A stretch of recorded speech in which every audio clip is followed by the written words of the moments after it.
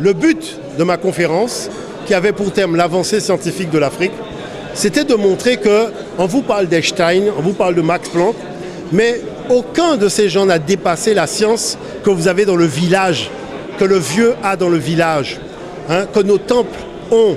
Cette science-là, elle n'a jamais été dépassée. Et que tout ce que nous avons encore à faire connaître, voyez, comme ça sert des enjeux qui ne servent pas nos intérêts, c'est pour ça que la chose demeure cachée. Mais dans tous les domaines, voyez, il ne faut pas oublier que la graine de l'arbre de la science et de la connaissance, c'est l'Afrique qui l'a plantée. C'est l'Afrique qui l'a arrosée. C'est l'Afrique qui a fait qu'elle a porté tant de fruits. Inventer les mathématiques, l'astronomie, la médecine, le calendrier de 365 jours, la précision des équinoxes, les sciences que vous utilisez pour faire la caméra, l'informatique, les ordinateurs. Le nombre binaire informatique est né en Afrique. D'accord ? L'ordinateur, on le voit avec le Fa. Le Fa est basé sur les nombres binaires. Donc toute la culture africaine est fondamentalement scientifique. On nous éloigne de cette culture pour ne pas qu'on en fasse notre colonne vertébrale pour être debout. Sur le plan de la spiritualité, les pères de l'Église étaient tous africains. Alexandre d'Alexandrie, Alexandrie c'est en Afrique. Clément d'Alexandrie, Alexandrie c'est en Afrique. Origène d'Alexandrie, Alexandrie c'est en Afrique. Ce sont des Africains qui ont pris le savoir des temples pour donner à des gens qui n'avaient pas de tradition religieuse, une tradition religieuse. Toutes les divinités que vous voyez dans la Bible sont des divinités africaines. Ce sont des divinités que les anciens utilisaient dans les cultes vaudous. On les a blanchis, ils font la même chose, mais vous ne voyez pas que c'est la même divinité parce qu'on ne connaît pas suffisamment nos fondements. Quand on a fait le rituel initiatique, on comprend des choses. Il faut se préparer pour aller faire le rituel. Il faut jeûner. Quand vous allez à la messe, il n'y a pas de préparation, il n'y a pas de jeûne. On peut aller danser dans une boîte de nuit et aller à la messe le dimanche matin. Vous ne voyez pas qu'il y a un problème? C'est antinomique par rapport à notre tradition. Nous, on a une tradition, on n'a pas de religion. Il faut être fidèle à nos traditions parce que c'est l'héritage de nos pères. Et cet héritage de nos pères, c'est le sang qui coule dans nos veines. On peut acheter à boire et à manger, mais il n'y a pas de magasin où on vend du sang. Ce sang-là vient de très loin. Nous devons être fiers.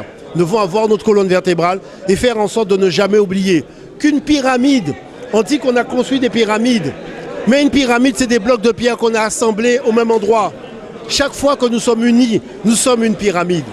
Vous voulez que nous soyons une pyramide? Soyons unis et nous serons une pyramide. Il faut faire deux choses. Il faut une reconquête économique. Parce qu'on a cédé trop de terrain sur l'économie.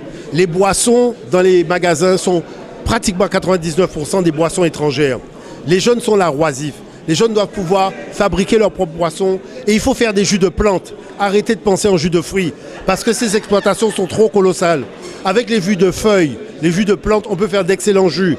Regardez le bissap, regardez le mojito, tout ça. Il y a beaucoup d'autres jus de plantes à inventer. Et les jeunes peuvent le faire. On n'a pas besoin de grand espace pour mettre une boisson à base de plantes. Ça, ce sont des choses importantes. Et la renaissance, c'est de ne pas oublier que la matrice humaine de la connaissance, elle est africaine. Et que quand on ne sait pas, on va chercher. On vous dit oui, on a inventé la semaine de 10 jours, mais la semaine de 7 jours, c'est pas nous. Je vous ai démontré que la semaine de 7 jours est arrimée aux 7 planètes, qui sont arrimées aux 7 notes de musique. Parce que l'Africain, quand il a découvert ça, il a découvert un ensemble de choses. C'est ça qu'on appelle le génie africain, que les gens célèbrent dans notre dos. D'accord? Pourquoi la situation est comme celle-là? Parce que la chose qui se passe, c'est que Dieu a donné aux Africains toutes les richesses de la planète, les autres n'ont que des miettes. Et quand ils sont parmi nous, c'est pour nous braquer et nous raconter des sornettes. Dieu ne serait pas bon avec nous, on aurait des divinités du diable et on aurait tout l'or, le pétrole, le coltan, tout ce qu'ils viennent chercher, tout ce qu'ils ont besoin comme énergie pour fonctionner, c'est nous qui l'aurions et Dieu ne nous aurait pas parlé, il ne serait pas bon avec nous et nos divinités seraient des mauvaises divinités. Mais vous ne voyez pas qu'il y a un problème?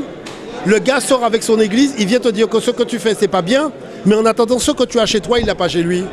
Et s'il est chez toi, c'est parce qu'il a pas ça chez lui, il est venu prendre ce que Dieu lui a pas donné. Après, il te dit, Dieu est bon. Dieu n'est pas bon avec tout le monde, manifestement, puisque lui, il a rien. Vous voyez, son sous-sol est vide. Donc, à partir de là, qu'est-ce qu'il fait? Il utilise la force pour voler ce que Dieu a donné aux Africains. C'est-à-dire que, vous savez, mon peuple a un genou au sol. Parce qu'on lui a donné tout simplement une lunette qui ne lui permet pas de voir clair. Il faut déjà voir clair en soi avant de voir clair. Quand tu vois plus clair en toi, c'est fini. Donc, la relève de l'Afrique passe par le relève des individus. N'oubliez pas que dans le dos, il y a ça, la colonne vertébrale. La colonne vertébrale, ce n'est pas simplement pour tenir le corps. Il y a une colonne vertébrale pour tenir le mental aussi. Et si on n'a pas de colonne vertébrale mentale, on ne sera jamais debout. On sera manipulable et manipulé par l'extérieur. Omotunde, c'est simplement parce qu'à 14 ans, j'ai demandé à mes enseignants quand est-ce qu'on va nous permettre d'apprendre l'histoire de l'Afrique. Arrivé au bac, j'ai vu qu'il n'y avait pas de projet d'apprentissage de rien sur l'Afrique. Moi, quand je suis parti faire mes études, je suis allé voir un vieux, je lui ai dit comment on appelle chez toi un jeune qu'on a voulu faire partir loin de ses ancêtres et qui a dit laissez-moi tranquille, je reviens vers mes ancêtres. Il m'a dit dans ma langue Yoruba, ça se dit Omotunde. Donc j'ai dit Omotunde. Après, le mouvement diopien a dit que quand les choses vont mal, il y a un individu auquel le roi fait appel pour expertiser le problème et trouver une solution. Cet individu s'appelle le Kalala.